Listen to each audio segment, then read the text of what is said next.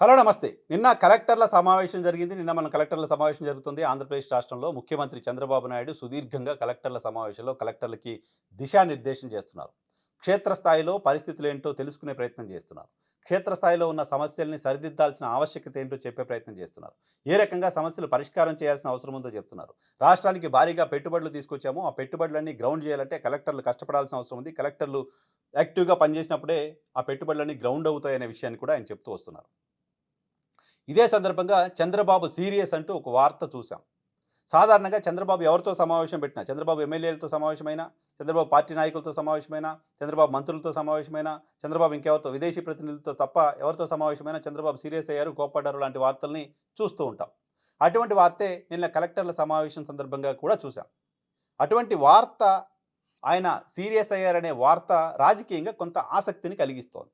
ఏంటి ఆసక్తి అంటే ఆంధ్రప్రదేశ్లో జనసేన పార్టీ అధినేత ఉప ముఖ్యమంత్రి పవన్ కళ్యాణ్ నిర్వహిస్తున్న అటవీ శాఖకు సంబంధించిన అధికారులపైన చంద్రబాబు నాయుడు సుదీర్ఘంగా క్లాస్ స్పీకర్. అటవీ శాఖ అధికారులు ఏం తమాషాలు చేస్తున్నారా అన్నారు. అటవీ శాఖ అధికారుల వ్యవహార శైలి వల్ల ప్రభుత్వానికి చెడ్డ పేరు వస్తుంది అన్నారు. బద్వేల్లో ఆలయాన్ని కూల్చేశారు. శ్రీశైలంలో భక్తుల్ని ఇబ్బందులకు గురి చేశారు. ఇంకా అనేక ప్రాంతాల్లో రోడ్లేస్తాం, డెవలప్మెంట్ చేస్తామంటే అడ్డుకుంటున్నారు, ఆపుతున్నారు. కనీసం బోర్లేద్దామంటే ఊరుకోవట్లేదు.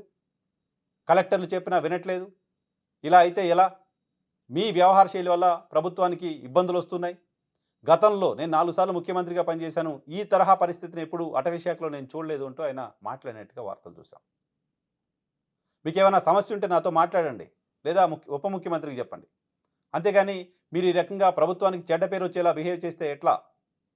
అటవీ శాఖ అధికారుల వ్యవహార శైలిపైన నాకు అనేక కంప్లైంట్స్ వస్తున్నాయి, చాలా కంప్లైంట్స్ వస్తున్నాయి అంటూ క్లాస్ స్పీకరు. ఈ క్లాస్ స్పీకటం కామనే అయినప్పటికీ, అధికారులు క్లాస్ స్పీకటం కామనే అయినప్పటికీ, అటవీ శాఖ అధికారులకు అటవీ శాఖ మంత్రి, డిప్యూటీ సీఎం లేని సందర్భంలో క్లాస్ స్పీకటం అనేది రాజకీయంగా ఆసక్తిని కలిగిస్తోంది. ఒక పక్క పవన్ కళ్యాణ్ అద్భుతంగా పనిచేస్తున్నారు లాంటి కితాబులు గతంలో చూసాం. పవన్ కళ్యాణ్ పనితీరు కారణంగా అటవీ శాఖ మెరుగుపడింది లాంటి కితాబులు గతంలో చూసాం. పవన్ కళ్యాణ్ కూడా ఆ శాఖని తాను ఇష్టపడి తీసుకున్నాను, సో ఆ శాఖ పనితీరుని పరుస్తాను అంటూ చెప్పడం చూసాం. ఆయన క్షేత్రస్థాయిలో పర్యటనలకు వెళ్ళి తిరుపతి లాంటి చోట్ల ఎర్రచందనం స్మగ్లింగ్ చేసే ప్రాంతాల్లోనూ, శేషాచలం అడవుల్లోనూ ఆయనే స్వయంగా గన్లు పట్టుకొని వెళ్ళి తిరిగి అక్కడ అటవీ శాఖ అధికారులను కలిసి వాళ్ళ పనితీరుని సమీక్షించి ఆయన పర్యటనలు చేయడం చూస్తున్నాం. సో అటవీ శాఖ చాలా అద్భుతంగా పనిచేస్తుంది లాంటి ఇంప్రెషన్ని పవన్ కళ్యాణ్ వైపు నుంచి, జనసేన పార్టీ వైపు నుంచి ఇస్తుంటే, కలెక్టర్ల సమావేశంలో ఆ పర్టికులర్ డిపార్ట్మెంట్ని టార్గెట్ చేసి, ఆ డిపార్ట్మెంట్లోని అధికారులని టార్గెట్ చేసి, ఆ డిపార్ట్మెంట్లోని అధికారులని మీరు మంచోళ్ళే కానీ ఇప్పుడు ఎందుకో ఇలా పనిచేస్తున్నారు, మీరు మంచోళ్ళే కానీ ఇప్పుడు ఎందుకు ఇలా పనిచేస్తున్నారు లాంటి వ్యాఖ్యలు కూడా ముఖ్యమంత్రి చేశారు లాంటి వార్తలు చూస్తున్నాం. సో ఇవన్నీ చూసిన తర్వాత ముఖ్యమంత్రి ఈ మాటలు మాట్లాడడం వెనక జనరల్గా ఆయన ఆయన సీరియస్ అవ్వడంగానే చూడాలా, లేకపోతే ఇంకా ఏమైనా ఇంటెన్షన్ ఉందా లాంటి చర్చ జరుగుతోంది. సో పవన్ కళ్యాణ్ తన డిపార్ట్మెంట్ పైన ముఖ్యమంత్రి ఈ స్థాయిలో సీరియస్ అవ్వడం పైన ఏమైనా రియాక్ట్ అవుతారా లేదా అనేది కూడా ఆసక్తిని కలిగిస్తోంది. సో పవన్ కళ్యాణ్ ఏమైనా రియాక్ట్ అవుతే కూడా అది ఖచ్చితంగా రాజకీయంగా ఇంట్రెస్ట్ని జనరేట్ చేసే అవకాశం ఉంది.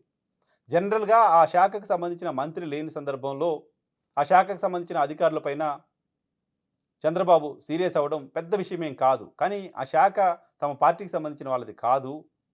మొత్తం క్యాబినెట్కి చంద్రబాబే క్యాప్టెన్ అయినప్పటికీ ఆ శాఖ నిర్వహిస్తున్నది ఓ పార్టీ అధినేత. సో ఆ పార్టీ అధినేత కూటమిలో ప్రధాన భాగస్వామి. సో ఆయన లేని సమక్షంలో ఆయన శాఖ అధికారులపైన చంద్రబాబు సీరియస్ అవ్వడం అనేది ఖచ్చితంగా రాజకీయంగా ఒక హెల్తీ అట్మాస్ఫియర్గా మాత్రం చూడలేము.